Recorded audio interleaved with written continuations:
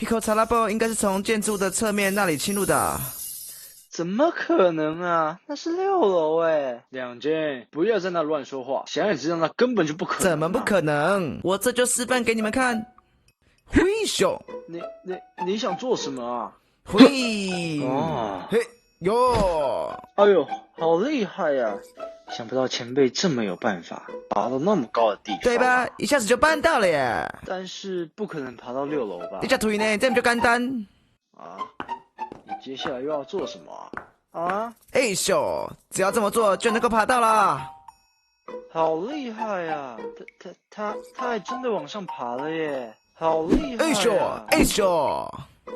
好了，喂呀！首长，我已经爬到6楼了，现在准备进入屋内喽。这小子是猴子啊！阳台的窗户是锁上的，而且还有防盗装置，想从这里进去有点困难，所以应该是从浴室进去的吧。哎，果然被人开启过的痕迹。哎呀！前辈他正在拆浴室的窗户哎！什么？哎呀！这样大小应该够了吧？哎咻！啊，他进到屋里去了啊，就这样进去了。从他开始爬只花了1分钟哎，这未免也太迅速了吧！只要将玻璃卸下来，窗户就还是开着的，所以也就不会触动防盗装置的警铃啊。他是职业级的。不快点吧，我这不就办到了吗？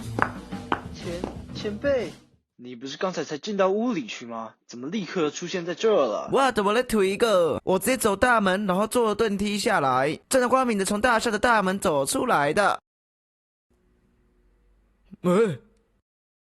犯人就是你，没错吧？哎，你们他们是看他触鼻哦！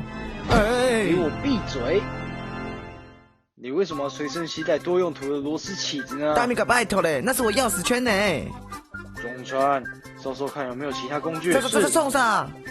啊，住手！放开我啦！哎呀，快放开我啦！冒犯了。多用途螺丝起子啊，迷你手电筒、线锯，居然连小刀都有。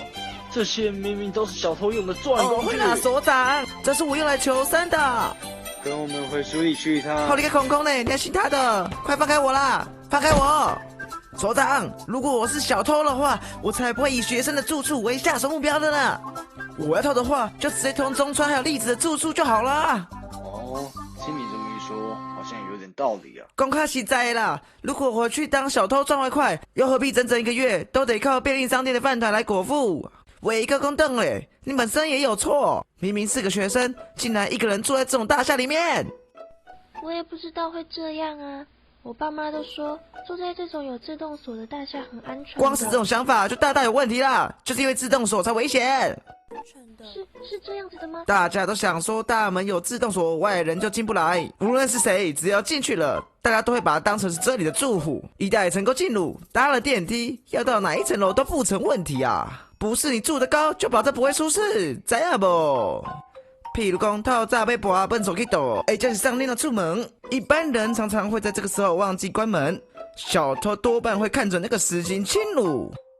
只要是个行家，2分钟就能完成行窃了。前辈知道的可真详细啊！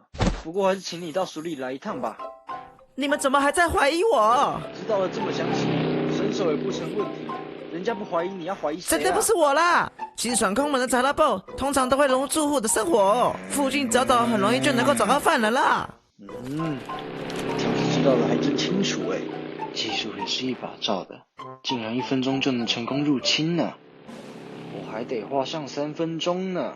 改盯去银行提钱的老人好了，那样子比较轻松。要是我就会以去银行提钱的老人为目标。